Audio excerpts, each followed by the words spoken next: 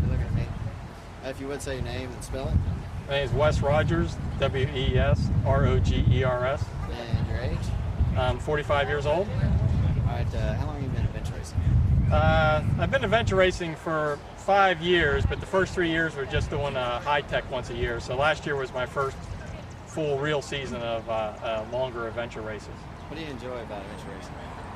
I think I enjoy the most about adventure racing is the fact that it's a team sport. I've been running and doing sports probably my whole life, and I think the thing I like about adventure racing is that it's team-oriented versus individual.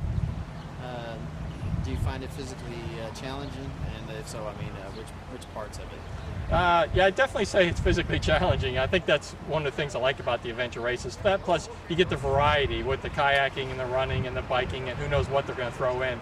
It's a little more fun than doing just a road race or a triathlon because like you never know what's going to come, so you have to use your mind more than just your body. But it's definitely a physical challenge. I'm sure this one will be more so.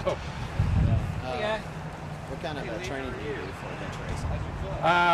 Most of my training is running only because I'm on the road a lot. So I run every day. I lift weights a couple times a week, and at least on the weekend I try to bike. I can't honestly say I get much kayaking in other than the races itself. So I'd say my primary is running, lifting, and squeezing in biking when I can.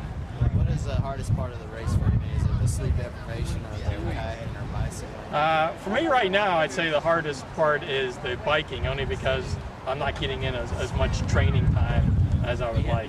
The sleep deprivation, well, this will be my first multi-day race, so we'll see if how much that plays a factor.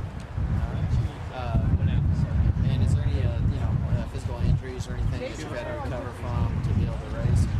Well, I've gotten injured a couple times in adventure racing. I separated my shoulder a couple years ago in a race, and then in February this year I actually hurt my knee pretty good in a race up in Oklahoma, but it's been feeling pretty good for about a month, so right now I feel good going into the race.